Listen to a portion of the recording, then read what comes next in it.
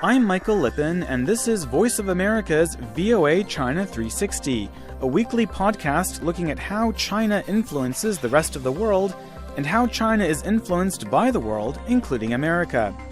This week, a U.S. State Department report on international religious freedom is criticizing Chinese authorities for removing Christian church crosses in the country's eastern province of Zhejiang. The annual U.S. government report published last Thursday says more than 1,500 crosses have been removed from Zhejiang's Protestant and Catholic churches since 2013.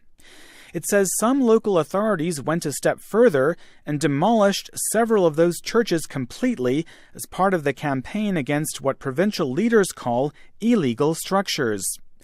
As the U.S. report was released, American Ambassador-at-Large for International Religious Freedom David Saperstein spoke to VOA about the campaign's impact on Zhejiang. We remain concerned about China's restriction about the Christian communities in Wenzhou and others that have had their crosses taken down and churches demolished. Saperstein also said religious communities in other parts of China have greater freedoms which have enabled them to grow. We really encourage them to ease the restrictions all across the country and allow religious freedom and religious institutions to flourish and function without the kind of constraints that they face that are so pervasive today. The Obama administration's decision to highlight China's removal of crosses in Zhejiang is drawing new attention to its 3-year crackdown on churches and the unusual nature of that campaign. What makes it unusual? First, Chinese authorities have been removing the crosses in an organized way in only one province, Zhejiang. Second, those authorities have been targeting government-approved Chinese churches rather than unregistered ones where many of China's Christians pray in potential violation of the law. And third, the Chinese government has not said much about why Zhejiang province is taking those crosses down. Beijing had no immediate reaction to the release of the new U.S. State Department report. But a year-old editorial by the Chinese state-run Global Times news site reiterated Beijing's position that it respects religious freedom. As an example, the editorial said the growth rate of Christianity in some Chinese provinces is among the highest in the world. At the same time, the news site said many people feel the churches and crosses in Zhejiang have become too big for their taste. What's the reason for all this focus on Zhejiang's churches? To find out, I asked Karsten Valla, a political science professor at Loyola University, Maryland. What's happened in Zhejiang province, it seems as though the top provincial leader when he came into power several years ago, took offense that Christian churches were so prominent, and they had these massive buildings and very large crosses that were visible from public highways miles away. And so that is the best understanding we have as to why there's been this campaign in a single province. Valla says it's not just a case of Zhejiang's leader feeling offended. It's about Communist Party officials seeing Christianity as a potential threat to their power. He says that's partly because many Chinese Christians develop strong loyalties to their faith and partnerships with Christian congregations in democratic nations such as the United States. Christianity has been very attractive to young, educated, and upper-income Chinese, as well as many who are rural and less educated, but in particular those urban Chinese who are attracted to the message of Christianity, asking themselves, what is it that makes the U.S. a superpower? The answer some of them come to is that the U.S. has a strong religious culture and very active religious organizations, whereas China does not have that same background. It has much more diffuse, much more diverse religious groups. And so looking at those factors and asking themselves, how can we strengthen the country? How can we make a change in our own personal lives? All of that makes Christianity very attractive. Given Christianity's appeal to many Chinese, I wanted to know whether a strategy of removing church crosses could succeed in reducing that appeal. Vala is skeptical.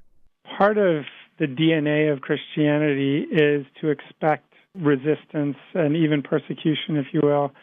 And so Christians in the history of the People's Republic have experienced long periods of persecution under Chairman Mao. So for many Chinese, the elderly believers in particular, they have gone through periods where they didn't even have a church and they had to meet secretly. For others, for younger believers who have never understood that there was any persecution of religion and have grown up in the post-Mao period since 1976 expecting that they lived in a country of religious freedom, it's an eye-opening experience. But the reason it's not likely to succeed is that these bouts of persecution act as a wind to separate, in the language of Chinese Christian believers, the wheat from the chaff. So those who are not committed to their faith will drift away. And those might be people who were originally attracted to the beauty of a tall and majestic cross. But those people who are attracted and become active members are going to be committed beyond that. Vala says he believes many of those Christians will be drawn to alternative venues for prayer, unregistered congregations and private homes that are difficult for the government to monitor. I asked him why China's leaders have been sustaining a cross removal policy that risks pushing more people to those clandestine churches. That's a puzzle in a sense, because on the face of it, it doesn't seem logical. I think it's important for listeners to understand that, first of all, that religion is not the top priority outside of Tibet and the Muslims in Western Xinjiang. Christians are not the top priority of the current administration. They have much bigger fish to fry in an anti-corruption campaign that is weeding out officials at all different levels. So while Beijing certainly is aware of what's going on and has allowed it to proceed, I don't think it's a focal point of the administration. That said, I don't think the communist authorities necessarily understand the history of Christianity. And so they don't understand that often this kind of campaign can boomerang and actually end up with the opposite results. There's also a push to try to register the unregistered churches.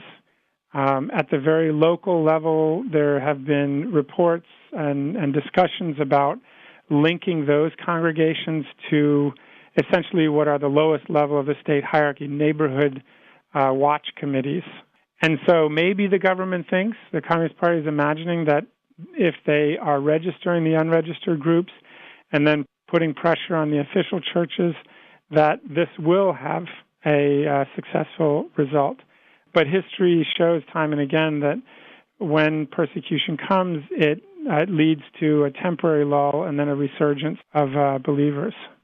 On Chinese microblogging site Weibo, some people have expressed support for Zhejiang's cross-removal campaign. User Longhu24 wrote, "Those religions that have received foreign money, such as Christianity, are almost all with evil intention. They must be eradicated." But many other users have posted messages criticizing the Chinese government. This was from user HTH_1960. China may further tighten its restrictions on Christianity and religious freedom. Dictatorship and tyranny will die.